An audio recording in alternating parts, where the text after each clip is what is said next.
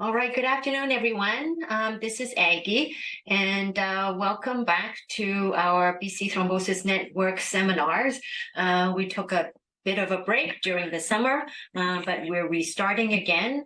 I know last month we had Dr. Thalia Field from neurology to talk to us about CVST. Today we have actually sort of two topics. So the first little bit is actually going to be presented by Alejandro, who's going to tell us a bit more about the adult thrombosis medicine and the area of focused competence through the Royal College sort of certification process. And then this is going to be followed by a case presentation by Dr. Versari in Surrey. Now yes, I see he's there. Okay, perfect. So I know, as before, we always tend to run a little bit over time. So let's get started. And looks like, we certainly have a quorum. And so, Alejandro? Hey, thank you, Aggie. Hi, everyone. Nice to talk to you today. I'm excited to talk to you about the AFC. I think it was just over a year ago we were actually talking at network rounds as to whether this was even feasible.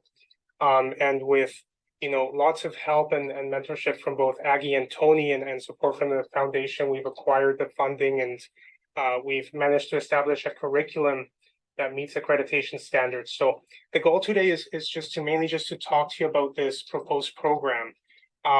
We'll review the curriculum. We'll talk about how we'll be selecting trainees into our program and how we're going to be evaluating them.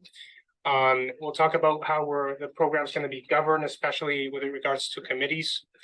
And we'll talk about your responsibility as teaching faculty within the AFC.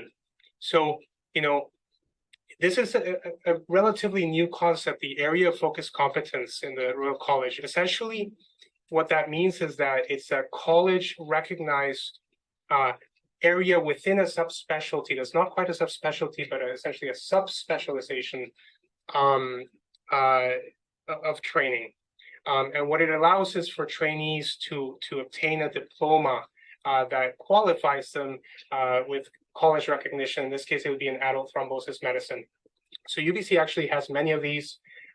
One example is retina within the field of ophthalmology.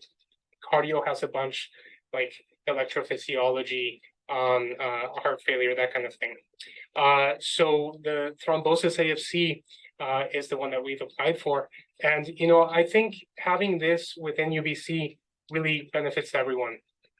It helps the trainees because it helps us really design a robust and standardized curriculum that really optimizes their training. The other part of it is that it gives us recognition as a school that formally trains thrombosis specialists. And that actually helps with trainee recruitment.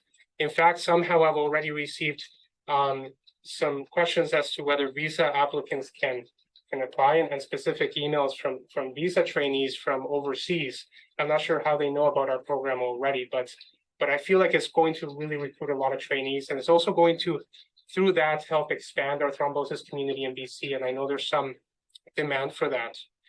So it's good for everyone. And where we stand is, as I mentioned, the first step was really developing a program that meets standards of accreditation, and we've done that. We've had already a training program, as you know, at St. Paul's, but we've made it more robust to meet accreditation standards. We've acquired funding, I would say, for about 5 years, and that's both through private donors as well as through the St. Paul's Hospital Foundation. We submitted the application a couple of weeks ago to the college, and we expect to hear back mid next year. So what we await is essentially formal accreditation. But either way, I hope to start this program off in July of next year, within the next academic year. So the way the curriculum will be designed, as we're doing now, most of the blocks will be at St. Paul's. I would say 7 to 10 blocks. I'll be the site lead here.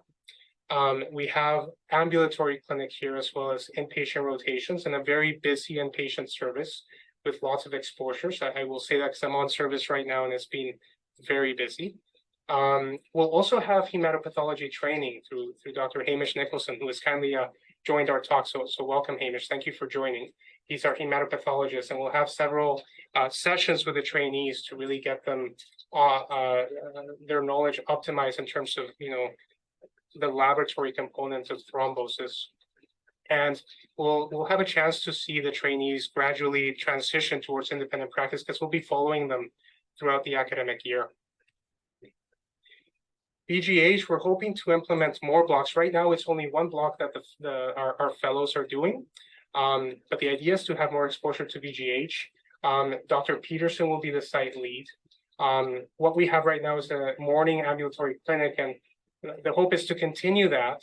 And a new proposal would be to actually have an inpatient component, with having the trainees join the hematology service in the afternoon to have some inpatient thrombosis exposure, to do thrombo consults. And this, I'm very curious to hear what the VGH staff, what your thoughts are at the end of this talk. I've actually talked with the PDs of the heme program, both Vicky and Haley, who were on board, as well as Erica. There might be a bit of overlap with the heme trainees, but it would be optimal, because we don't have certain things at St. Paul's that VGH has, right? Like neurosurgery, trauma, right? Cancer, transplant. We do have some cancer here, but not as much as VGH. So this exposure would be optimal. And one rotation that I'm very excited about is in Surrey, and this will be primarily an ambulatory rotation. Faraz has kindly stepped up to be the site lead there. And this will consist of full-day ambulatory clinics. And I anticipate excellent exposure in terms of having a very ethnoculturally diverse patient population and a very busy setting. There will be an elective block chosen entirely by the fellow with my approval. Ideally, the trainees will have the opportunity to go out of province to one of the AUC accredited sites like Ottawa, McMaster, McGill. But otherwise, we can try to arrange something here that's within their interest for a specific career plans, for instance, vascular medicine, etc. And if no elective is chosen, that's okay, and we just pick one of the core rotations. There'll also be a scholarly block, and thank you to Aggie for being the scholarly lead. And that'll give the trainees a month opportunity to really focus in on a project, either QI or research. We have several monthly academic activities. We'll have network rounds, as we do already. One thing that we'll try to implement more is some more M&M rounds and interesting case rounds, as we're doing today, and have the fellows present those. At St. Paul's, we're doing monthly journal club. We'll also have the trainees do a morning report once a month, where they present a case to the CTU team. And these are within St. Paul's, but every site is welcome to design any academic activities they find are worthwhile. With regards to selection of applicants, it's going to be a little more stringent than what we're doing now. The interested applicants will need to submit a one-page letter of intent, curriculum vitae, 2 support letters, one from the PD of their current fellowship, and evaluations. And we design a selection committee consisting of myself, 1 committee member, and at the most 2 faculty members to go through these applications and pick a interested applicant. The applicants are interviewed and then selected. So I might be asking later on, depending on how many applications we have, for an interested faculty member to join our selection committee already starting as of this fall. The eligibility for this program is actually just having Royal College certification in internal medicine or emergency medicine, and the fellows must be self-funded. Historically, it's been primarily, as GIM fellows who do their 5th year of thrombosis training, which is very convenient because they're already funded, and we have good connections with the GIM program here at St. Paul's. But of course, anyone is welcome who has those credentials. These will be the deadlines. So by January 15th, we'll have a good idea. So it's January 15th, 2024, of course. We'll have a good idea about who our inaugural fellows will be for the July year. We'll accept up to 2 trainees per year. That's just, more than that might just be too many for the current service demands. But, if we eventually expand and, our other sites, we might be able to accept more trainees. This is a important part, which is that the methods of evaluation are quite stringent by the college, and they're a little different, specifically for the fellows. The first thing is they need to complete this competency portfolio, and the portfolio is their requirement to get their diploma. So this is the core bare requirement for them to complete the program. And essentially, they complete specific milestones by just having clinical experiences, and either do show the supervisor a consultation discharge note or a follow-up letter or a case summary, or complete a mini CEX, and the supervisor signs off on it, and that milestone is complete. You will have access to all these documents, and I'll share a Google Drive with you. There's the ITERs, which I think most of us are probably familiar with. And again, apologies, these are a bit extensive as well. And the idea is to capture the CanMEDS competencies that the trainees need to acquire by the time they're done with their program. There will be, these are submitted through 145, and it's done through the site lead, who collects evaluations from the block. And I'll leave it to each site lead to decide how to do that.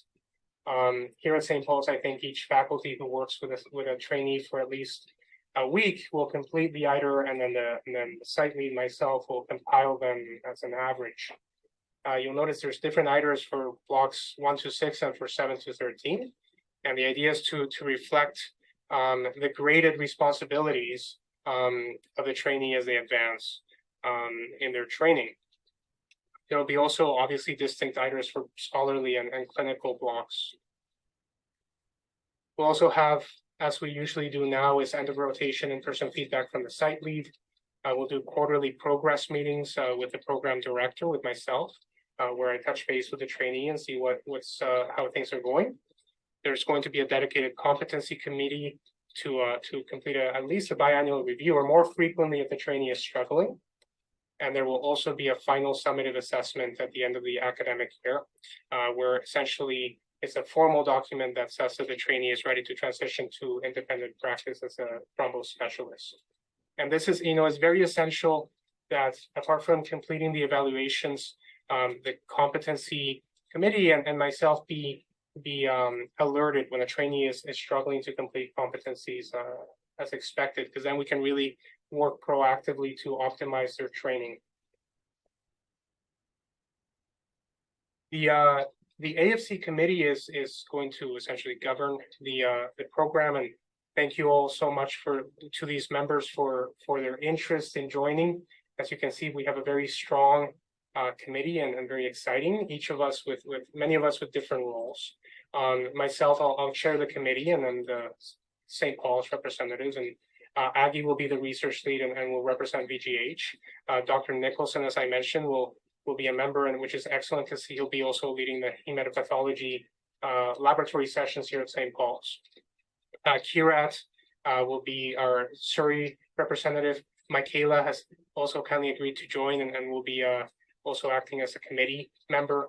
And Tony will be our safety and wellness representative. So Tony's responsible for making sure that all the residents are happy, which is obviously the easiest job, right?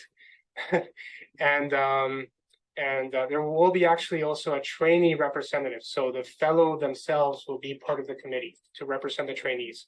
If there's one, obviously that will be the one that gets selected. If there's two of them, then they can decide amongst each other or take turns. The AFC committee essentially is designed to evaluate and optimize all core components of the program. And this includes, the learning environments, formats of evaluation, resident wellness, academic activities, through compiling of feedback from the staff and from the trainees. Also, there's a competency subcommittee within this program committee who oversees the evaluation process of the trainees and competency. As I mentioned, each trainee is evaluated at least twice with this competency subcommittee. And we also oversee the selection of the new applicants. We'll be meeting probably quarterly to start, maybe at a lower frequency once the program's up and running. But yeah, and anyone who's interested in joining the committee is still welcome to join. I don't think there's a limit to the number of people. Terms are 2 years and renewable. So anyone who's interested, please message me. Mei Wong is our most likely tentative program administrator. She works currently at the UBC PGME, and she is actually very experienced with formats of trainee evaluation. So she'll be central to have, and I'm excited to work with her.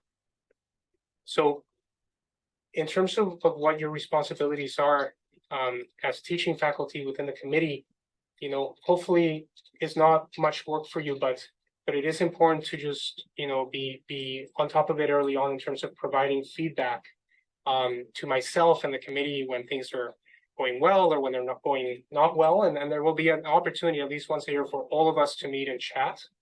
But please feel free to reach out as soon as possible when you have any concerns about how the program is being run.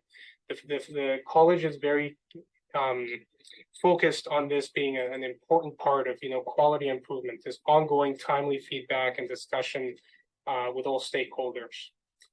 It's also important that you be familiar with the competency milestones and evaluation formats for the trainees, which, as I mentioned, are pretty unique. The other part is to make sure evaluations are completed timely. One of the programs that was recently evaluated, that was one of the things that they got dinged on. So having timely evaluation so that the trainees can know if they're progressing as expected. And there's also several UBC PGME policies, and really, truly, we should all be familiar with them if we're training anyone. But there's specific UBC policies relevant to this AFC, like safety and wellness, supervision, assessment, and appeals policy. Again, I will send out an email with a shared Google Drive that includes everything, all the documents you need to have. Finally, and most importantly, I'd like to thank Aggie and Tony. I think this was originally, their creation, and they've made it happen through acquisition of funding and through supporting me in developing the application. And also the St. Paul's Hospital Foundation has been key in getting us the funding that we need to actually run this. So I'm happy to answer questions or address any concerns. I appreciate your inputs. Thank you. Thank you, Alejandro.